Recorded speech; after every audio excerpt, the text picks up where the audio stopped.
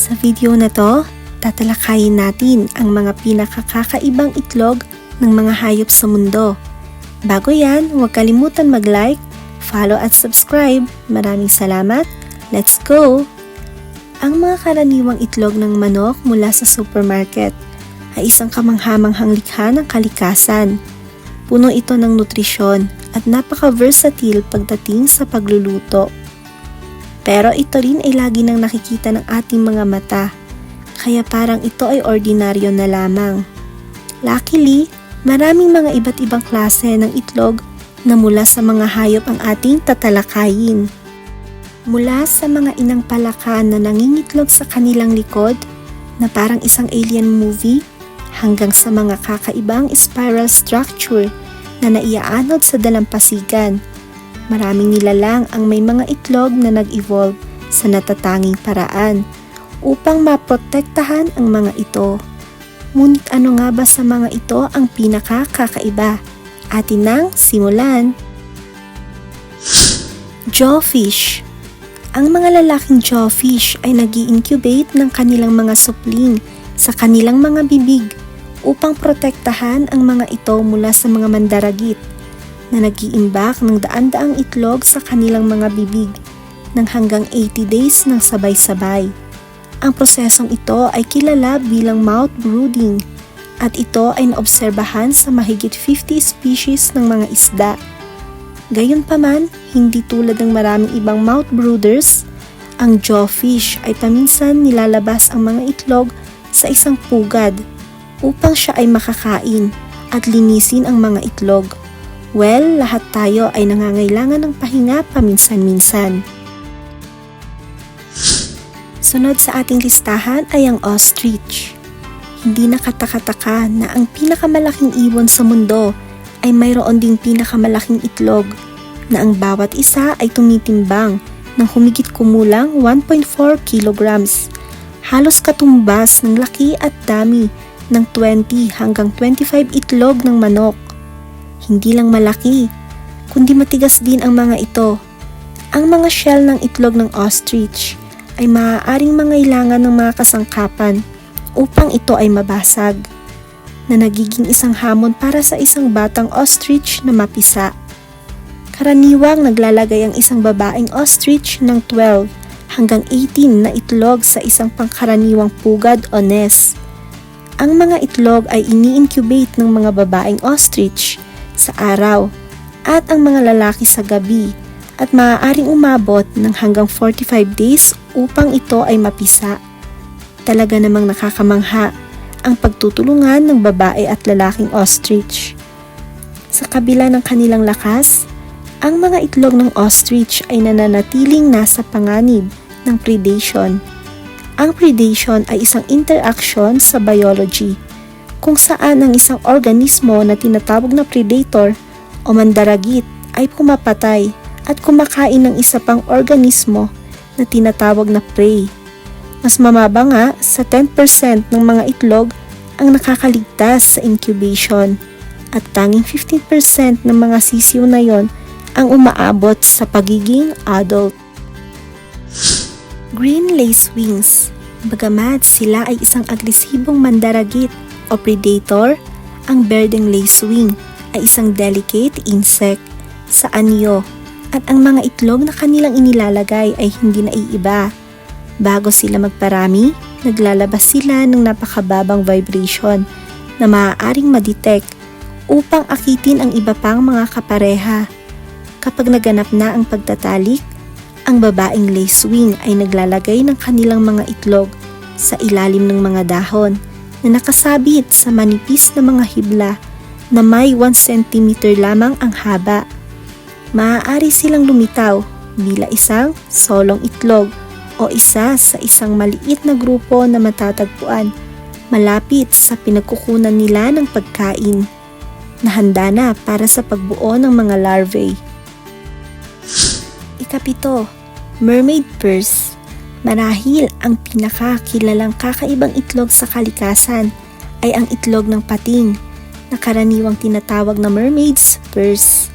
Ito ay matitigas na maliit na rectangular pouch na gawa sa collagen na may mga projection mula sa bawat sulok na kilala bilang horns. Ang tough nature at hugis ay pinaniniwalaang nagpoprotekta sa embryo mula sa panganib. Dahil sa sandaling umalis ang itlog sa katawan ng magulang, ito ay nasa panganib ng mga predator o mandaragit. Hindi lamang mga pating ang mga species na nagbubuntis sa ganitong estruktura. Ang skate at iba pang uri ng chimera fish tulad ng ghost sharks ay gumagamit din ng katulad na paraan ng pagpaparami. Bagaman ang ilan sa mga pinakamalaking species ng skate ay maaaring magkaroon ng hanggang 7 embryo sa loob ng isang case. Ika-6, praying mantis. Ang praying mantis ay isang kamangha-manghang kaalyado pagdating sa pagkontrol ng peste. Dahil ito ay kumakain ng mga langaw, crickets at lamok. Kapag umabot na sila sa pagiging adult at nagsimula ng magparami, ang mga babae ay maglalagay ng mga itlog sa mga sanga sa isang tila isang foam na istruktura na maaaring mahirap mamataan o mapansin. Ang isang sack ay maaaring maglaman ng hanggang 400 na itlog na talagang kahanga-hanga kung isa sa alang-alang na ang isa sa mga sack na ito ay 3 cm lamang ang haba. Kapag nailagay na, ang foam shell ay tumitigas upang protektahan ang mga itlog sa loob. Ang mga ito ay mapipisa pagkatapos ng isang gestation period na humigit kumulang 4 hanggang 6 na linggo. Panglima, dinosaur egg. Ang mga itlog ng mga dinosaur ay ang pinakamalaking itlog na natagpuan. Mas malaki kaysa sa anumang uri na umiiral ngayon. Gayunpaman, kung isa sa alang-alang ang kanilang kabuuang sukat bilang adult, ang mga itlog ng dinosaur ay medyo maliit.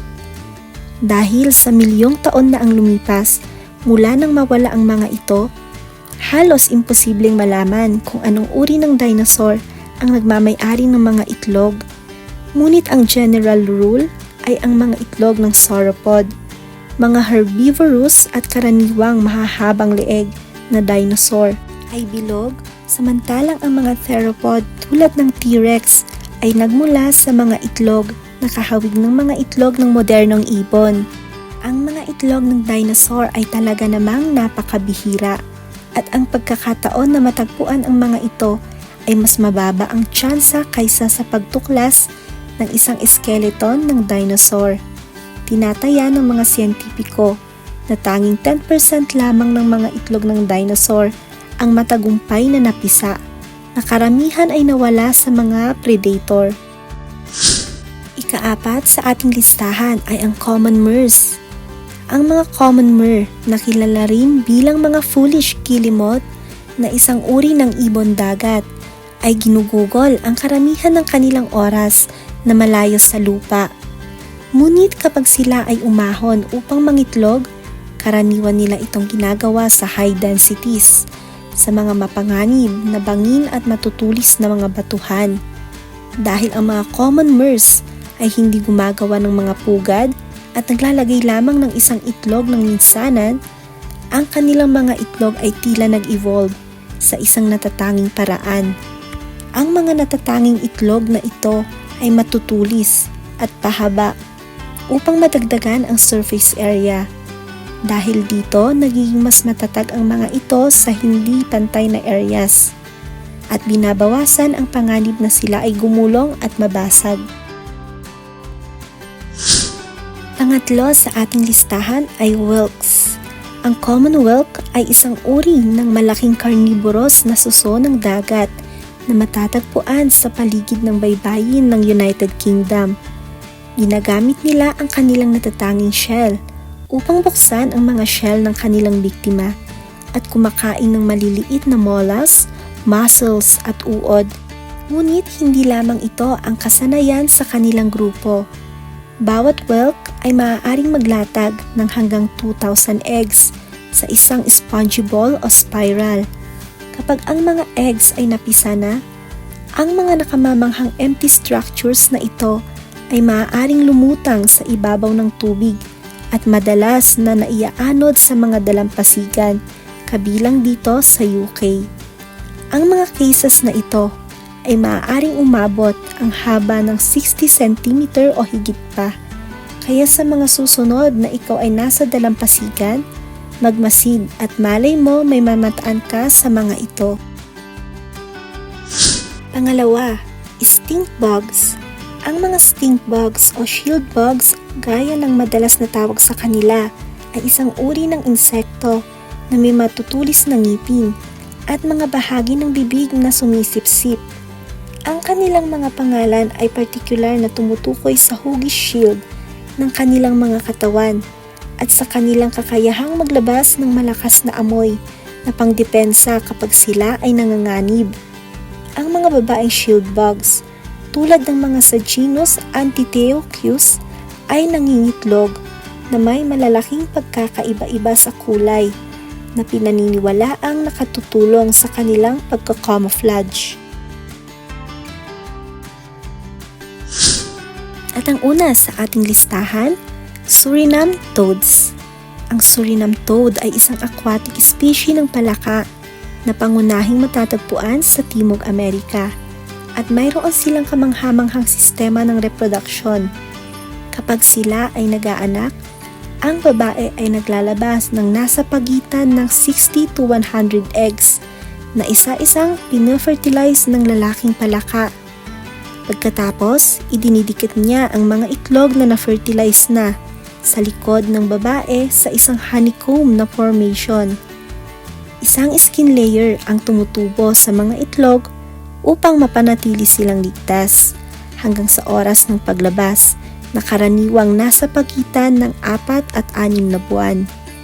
Ang prosesong ito ng paglabas ay talagang kahanga-hanga dahil ang mga batang palaka ay sumasabog sa balat. Lalo na kung ikaw ay isang tagahanga ng mga horror films, tiyak na magugustuhan mo itong makita.